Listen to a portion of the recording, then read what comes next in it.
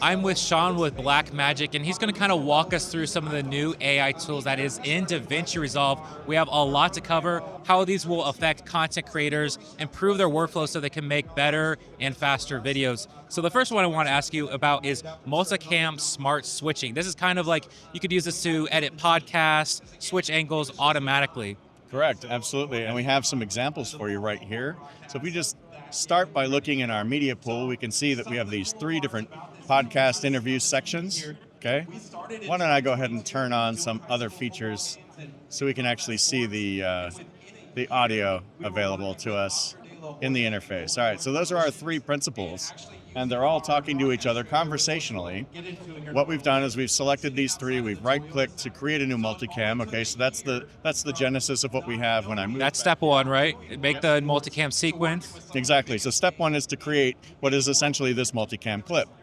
Now, looking at it as source, you can see there's the 3 angles. I've cut that 1 clip in here into the timeline, and now we're only looking at angle 1. It's indicating angle 1 right there, and you have switch multicam angle. There's the traditional methods of cutting a multicam, including switching the viewer into the multicam mode, and then deciding your live cut with the number keys, 1, 2, 3, etc.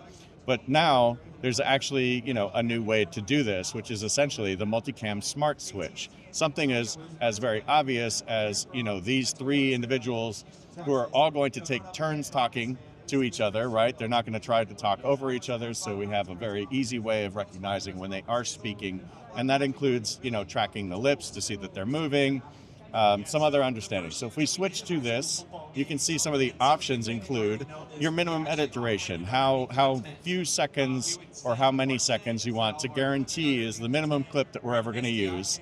Then the edit change delay. Again, you can take this down very, very, low and make very little change delay in between switching angles. So changing the delay is kind of like it would mimic if you were live switching, just gives a more natural polish. Sure. I mean, essentially, it allows you the option of adjusting that, right? Because what's happening is the AI Multicam Smart Switch is going to be making those decisions. We just want to kind of narrowly guide how it's going to make those decisions. So you can see automatically detect wide angles as well as wide angle frequency. Use wide angle for intro and outro, right? A traditional thing, you would use the wide, cut to the tight.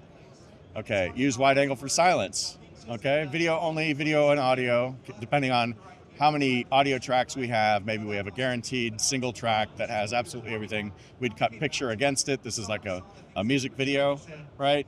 But video and audio in this podcast style. So quality is a set between faster or better. And then we can just click the button and let it analyze what's going on. You can see very quickly that the multicam cut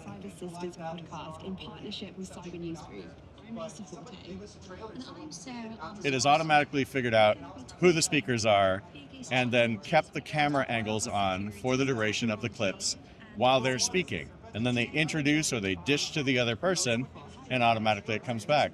So now we have one more where we could probably go in and adjust the Multicam Smart Switch to make the minimum edit duration much, much smaller.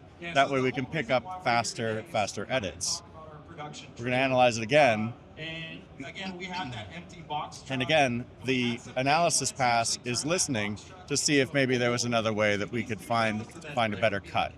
So what I love about this is if you have an hour-long podcast, multi-camera setup, and you want to switch between, as an editor of having edited podcasts, you would have to re-listen to that at least an hour of your time. This did it in a few seconds. Of course, this is a shorter clip, but also the benefit of this is it's not just listening to waveform, it's actually watching the lip movement visually. Because sometimes you'll have a podcast setup where you have mixed audio, maybe it's not as clean or as professional. This is going to visually see who's talking and switch to them. That's pretty impressive. Yeah, it's a very nice assistant tool, right? It's not going to make all the editorial decisions for you, but it's going to make several of them for you and focus, the human interest on the polishing stage, right? I love that because the less time I spend in the tedious, I can spend more being creative and spending on things that are going to be super important. The next tool I want to cover is AI Subtitles, and you guys have some new animations with that as well. That's Subtitles true. is huge for social media, content creation, and so you guys already have great transcriptions. in previous DaVinci Resolve, but now in DaVinci Resolve 20, we can create subtitles. I'll let you take it from here. Yeah, so since you asked, I'm going to create some subtitles right here from this track because I know that we have some dialogue. And I can show you this dialogue here includes all of these languages that we support, recognition, as well as enabling extended language support, which is in beta right now as we just released version 20 beta, public beta. So if I tick this box, it's going to tell me that I needed to go to the Extras Download Manager and download that package, or it's going to prompt me to do it right now. So that adds extended languages like, I've seen Afrikaans and Hebrew shows up in there. So let's go ahead and choose a default caption preset.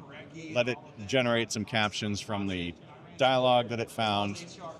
Now, if we had already taken these clips, right, these original clips from the Multicam and chosen to transcribe them, we can actually transcribe the source clips directly and have transcription. From this transcription, we can use this export option and go directly to a subtitle format if we need to export it for other people. If we just need to export a text document, we can go directly from here. So these are just things that we can do. Once we've gotten the transcription in these clips, that same window allows me to find every access of this particular cut, right? Now, being a multicam, it's nested. So if I break these into their individual clips, right, by flattening my multicam, we have 8 stations, we have a director, we have a producer. Then what happens is these now become live. The connections happen in between the two different transcription engines, and we can have it make the subtitle captions much faster. I love that. Now Can we you have subtitles? Yeah, now we have subtitles. Can you show us some of the? This is very basic, just the text. Yeah, very Let's say basic we want to text. make it fancy. How do All we right. do that? So with the subtitle selected, you'll find that in the inspector is where we're actually going to be changing these attributes. So you look at the video attributes, and you can see that we have a customized caption. That means that by default, we're going to adjust once, and it's going to take the entire track. But if I customize, I can actually override an individual caption here. If I look at the track, I can adjust all of these other options like character style, stroke, transform. But what's new in DaVinci Resolve 20 is right here in the titles section. I'm going to stop the filter and scroll. As I get all the way down here to these animated sections, one of my favorites is this word highlight. So I'm going to take this animated word highlight and I'm going to drag it right over the subtitle track header. And now it's actually going to change the style. Wow. And as you can see, it's a word call out. So as the words are spoken, it's identifying them with that outline. And here it is, the enable highlight fill. Here's the highlight color. So if we decided that we wanted to change this highlight color to something green and then hit the play button again, you can see that we've just adjusted the entire track.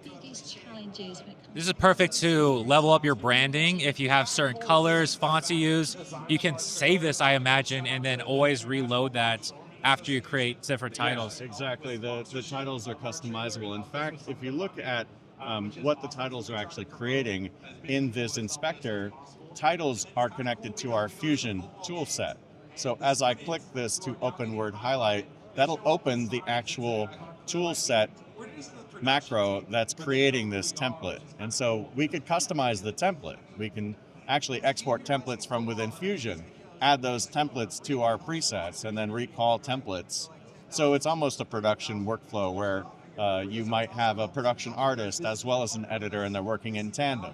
A production artist could be building the elements that the editor is going to need to see, and then start adding presets that the editor needs to use. It just makes it a little quicker to get to what they need. This is going to save so many people so much time. The fact that you can do everything in Resolve, you don't have to export it out to anywhere else.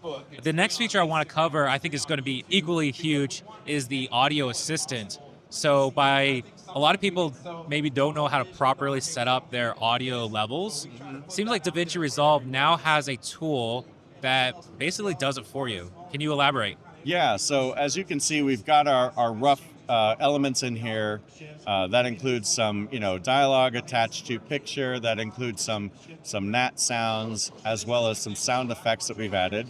And there's some music down at the bottom. But the idea behind this cut is that this is a mini documentary. We're going to need to hear this dialogue come in, and it's got to be mixed properly so that we can hear against all the other elements. So let me just open this panel. Let's close metadata and the inspector for a minute. I'm going to open the mixer panel so you can see how everything is presently mixed in the edit page, right? You can see that's clearly way too hot, right? It just came in, it's obliterating our dialogue. Nat sounds, sound effects, things like that. We added them where we know that we need them, but we have yet to actually polish them, okay? And here's where the audio assistant is really helpful. I'm going to go ahead and first thing I like to do is, because in my case, I want to be able to recreate what I'm doing. I'm actually going to duplicate this timeline so we can work on a duplicate. Okay, so that would be this one, the mixed copy, or actually let me go the unmixed copy. There, let's just name this copy all the way, and I can see it right now. Okay, so copy is open. You can see it's indicated red. And then I'm going to go to this timeline open. Under the timelines menu, choose the AI tools. And then under AI tools is audio assistant. Now, this is essentially a one-click function. So you'll just watch me click this button and it'll begin as soon as I've picked a delivery standard. And again, this is something you're going to know because this is based on your deliverable format. So are you delivering to YouTube or to Netflix or, let's do YouTube. Let's say auto mix to YouTube. Oh my gosh, look at that. Now, audio classification analysis defined what types of audio it found and then started to change the track names and create this music mix, right? You can see SFX and ambience is being mixed. The final mix is complete. So let's just look at this in the Fairlight page. Now, one of the things I keep doing is I keep jumping in between pages, right? But that's the beauty of Resolve, is everywhere I go in Resolve, I'm looking at the same frame in any discipline, right? So I'm in the edit page, but now I need just a little bit more of our digital audio workstation. So I'm going to move to Fairlight. In the Fairlight page, this is where a lot of the heavy lifting is going to be done, right? So let's just zoom in a little bit. You can see all the waveforms. You can see that I can pop out a separate, video window and place that on another monitor if I want. There are some new tools in here that came in version 19 previous, which is actually the IntelliTrack tracker. So I can do things like automate tracking against sound effects or panning. So you can pan audio and AI is going to detect how it should pan your audio. Exactly. I can pan based on anything that's moving in this tracked area. And I can do it right inside the Fairlight page. So, just another way that we're leveraging all these great tools. And one of them is the IntelliTrack tracker.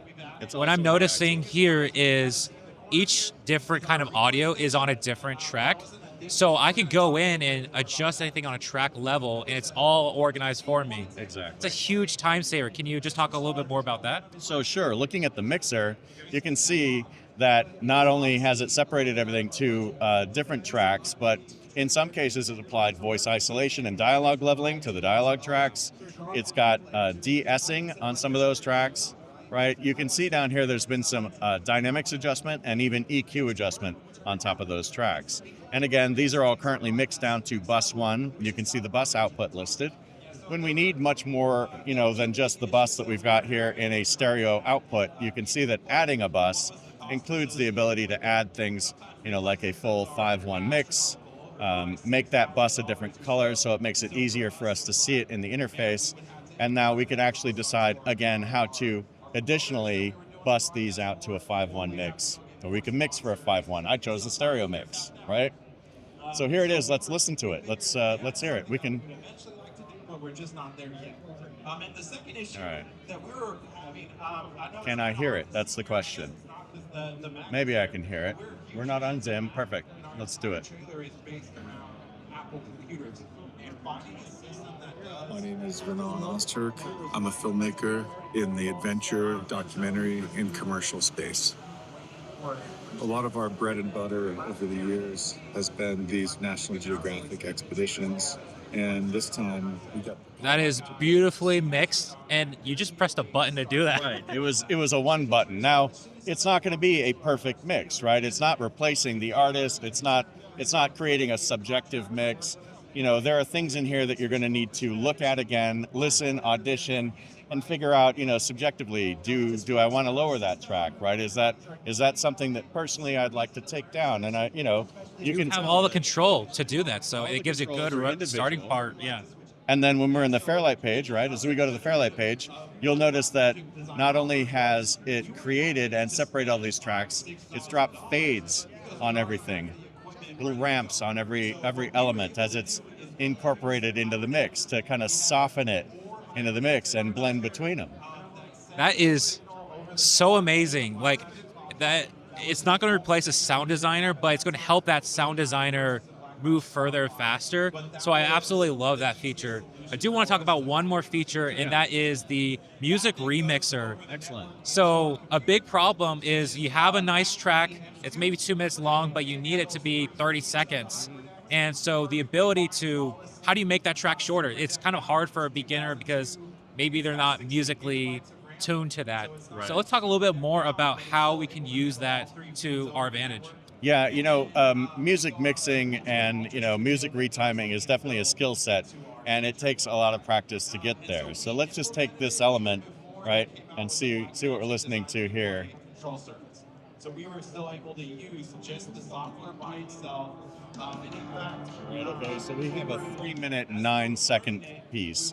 Let's just go ahead and add it to its new timeline just by itself. I'm going to name it music. so you don't need to. Okay, so we can play with this track by itself. Now, first things first, let's just enable the music beats, because this is also new in 20, and this is basically recognizing every one of those transients, dropping markers on for the beat sync. And then if you're editing content to this, you'll find that editing content to a timeline will actually allow you to sync directly to the beat. So let's do this. I'll just take a picture. Right. So these will actually snap right there on every beat. I love that. That's amazing. So that's one aspect of this. Now let's just remove this because we're focused on something else. So I'm going to show this again, all of our tools in the inspector. We move to the inspector, the AI music editor. You can see its duration here. So as I highlight that and choose, I don't know, maybe we want a 90-second piece instead. We're going to allow it to analyze this and find a way to cut it down to 90 seconds. DaVinci Resolve. And now we need some hold music for the 8.8x analysis speed. Well, it's doing it far faster than I could do it manually to adjust it. Saving me hours. So Yeah. you can put in time code, but then there's also a tool which we'll probably look at later, the live trimming. So it's maybe a little bit more intuitive, but it looks like it can now cut this. So here, if I zoom out, so you can see, there's my duration. So Right. you can see where it made You can transition. see to. where it made some clips. Here, let's turn off our beat sync because we've already done that part. So you can now see this element indicates where it's created these cuts and given us this optional retimed version, but just a trimmed, an audio retimed version without actually any retiming, without any pitch correction, nothing else changing about the audio, just finding a way to naturally cut it together. And yeah, this is a skill set that I have being an editor, but now I don't have to do this part anymore. Okay, and I'm good at this part, but now I've got a button that I can use to do this part. And if I'm not certain about version 1, the options here include 4 versions. Thank you. Wow, that's amazing. We love options as an editor. This would change to fade there. Exactly. So maybe there's a certain part of the music you need more energy. You can choose it based off of You your can choose project. based on how it's decided. Now, if we add live trim is what you were just asking. Say we've got this 90-second piece, but client says we need a minute, right? So we're going to move this to a minute now. We're just going to use live trim, drag to our new duration. Can you do and that there one more it time is. for And I camera? can do it one more time for camera. Like, what do you want? You want a 30-second clip? Even shorter. Here you go. Let's go around here. Now there was this knockout. That is And again, stunning. this is the same thing that's happening, right? We've decided that there are multiple versions of this same short clip. And so, like his boss. That is amazing. And what I love about all these AI tools is it's not replacing an editor, it's helping the editor move faster and get more done so they can be more creative. And editing is probably one of the most tedious parts. And for a beginner just to step in, learn Resolve, maybe they start off with the free program, eventually get the studio. I'm so well pleased, and I love the ability to control every one of these elements. So thank you, Sean, for this It's wonderful my demonstration. pleasure. I'm happy to show. Thanks for checking it out. And go to blackmagicdesign.com and download the free version of Resolve and try out some of the new features that we have in Resolve 20. It's in public beta, and start messing around with all these AI tools that we've just added. Thank you so much. Thank you. Awesome. All right. Dude, that was wonderful.